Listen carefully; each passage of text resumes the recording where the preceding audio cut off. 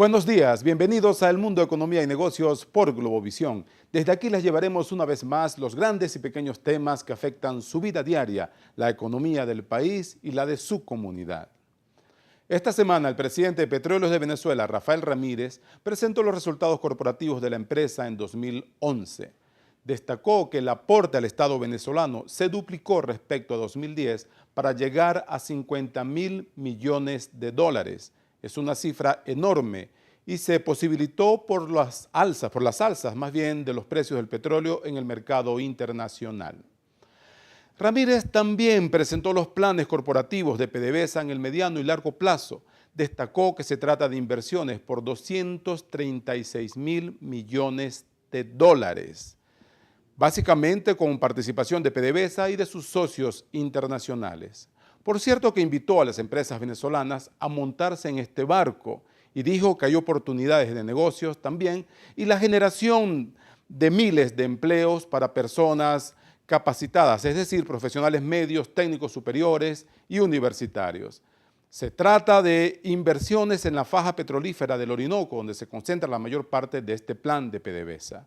Para comentar estos anuncios, traemos hoy al experto en temas energéticos y de políticas públicas, David Paravicini. La magnitud de la inversión, tal como se anuncia y como está planificada,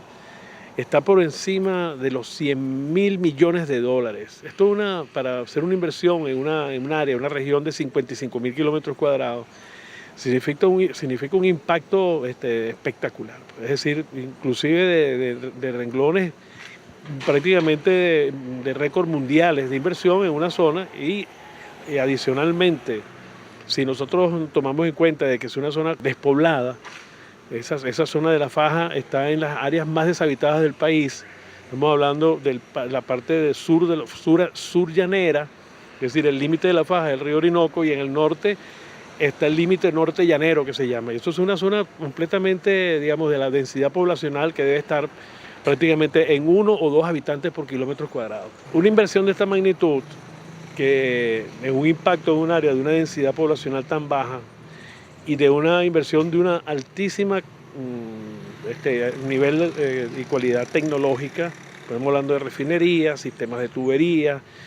carreteras y sistemas de transporte para soportar una alta solicitud en materia de peso y de número de vehículos. Una planta de este tipo requiere cerca de 19.000 personas trabajando de manera directa. Es decir, estamos hablando que van a ser 3 mejoradores, 2 refinerías, estamos hablando que puede haber una población de trabajadores directa en algún momento determinado de cerca de 100.000 personas directas. Es decir, que estamos hablando de un impacto que si se va con una planificación y se va de acuerdo a inclusive lo que ha determinado el gobierno, que un 10% de la inversión va a ser dirigida en proyectos sociales y de infraestructura, esos 10.000 millones de dólares de arranque que hay para esto, independientemente de que pueda ser mucho más, debe servir para desarrollar justamente pues una consolidación de nuestras poblaciones en un área de tal impacto por materia de la política petrolera, que además permite inclusive visualizar un crecimiento, una población muchísimo más ordenada y además con unas perspectivas inclusive en vista de un nuevo tipo de sociedad, como es lo que se pretende cuando hablamos del socialismo o socialismo del siglo XXI. No debemos dejar de lado que en la faja, adicionalmente a toda esta concentración de artesanos y de profesionales en áreas específicas, va a haber también 30 distintas nacionalidades. Es decir, hay personas de la India, de China, de Italia, de España, Japón. Es decir, estamos hablando del mundo, Rusia, Bielorrusia. Estamos hablando pues de un sistema de ocupación de un espacio donde además el internacionalismo va a ser una moneda corriente, pues allí inclusive por eso se habla hasta de un aeropuerto internacional que le permita pues en esa área llegar y salir no solamente el personal que va a trabajar, sino además la cantidad de equipos y de materiales de importación que va a haber allí. Según las cifras de PDVSA y del propio Servicio Geológico de Estados Unidos, en la faja petrolífera del Orinoco hay tanto petróleo que alcanzaría para 1.000 años a una tasa de producción actual de 3 millones de barriles por día. Por cierto, un barril de petróleo tiene 159 litros. para lo que era la fabricación de piezas y partes, que no tuvieran que ser necesariamente de altísima tecnología, todo lo que es, por ejemplo, mangueras, conexiones, fitting, que se llaman en los proyectos de ingeniería, todo aquello que pudiera ser construido aquí, que se hiciese un convenimiento con pequeñas y medianas empresas para que esa fabricación fuese hecha aquí en Venezuela, en esos pequeños poblados, en esas ciudades pequeñas o medianas que tiene Venezuela en la faja, y que eso les sirva de soporte para el desarrollo no solamente de los técnicos que están trabajando en un periodo de tiempo que puede ser 5, 6 u 8 años durante la construcción, pero una vez que salgan de allí se queden en el sitio establecido y haya empleo para ellos como carpinteros, especialistas, como metalmecánicos, etcétera, pues porque va a haber un desarrollo de ciudades y una demanda desde el punto de vista de servicios importantes, que además sirve efectivamente para pensar e imaginarnos una zona que pueda desarrollarse y que tenemos el tiempo además. No es que nos sobra tiempo, pero hay tiempo para justamente planificar. Yo creo que esta tarea de planificación debe estar en el Ministerio de Planificación. Pienso que no debe estar en manos de PDVSA, puesto que PDVSA no puede pagar y darse el vuelto, puesto que PDVSA saca petróleo, pero no es planificador de ciudades, y esta tarea, bueno, puede ser que PDVSA lo financie, pero debería estar en manos del Ministerio de Planificación, Planificación y Finanzas, que se llama ahora,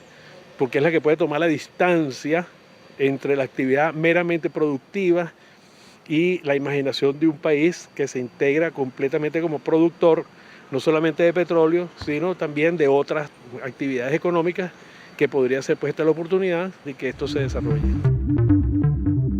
El plan de negocios de PDVSA fue presentado esta semana en un acto público que reunió representantes del cuerpo diplomático y de empresas nacionales e internacionales en el país. Ramírez en su discurso destacó que si los venezolanos no aprovechan estas oportunidades, habría que importar muchos materiales y equipos de países distantes, inclusive de socios actuales como Estados Unidos y Brasil. Los periodistas del mundo hemos intentado buscar reacciones en el sector privado venezolano a los anuncios de PDVSA y de su presidente Rafael Ramírez, pero hasta ahora hay puro hermetismo. La Cámara Petrolera, las empresas de servicios se niegan a hablar. Sus portavoces, según nuestras fuentes, tienen miedo de aparecer en público y de hacer comentarios que podrían ser considerados imprudentes, inclusive por sus propios colegas o por el gobierno. No es casual que durante el mismo evento, el propio Rafael Ramírez recordó que han sido expropiadas 204 empresas del sector, porque para PDVSA esas operaciones son medulares y necesitan estar en manos del Estado. Vamos a una pausa y en breve volvemos con más de El Mundo, Economía y Negocios por Globovisión.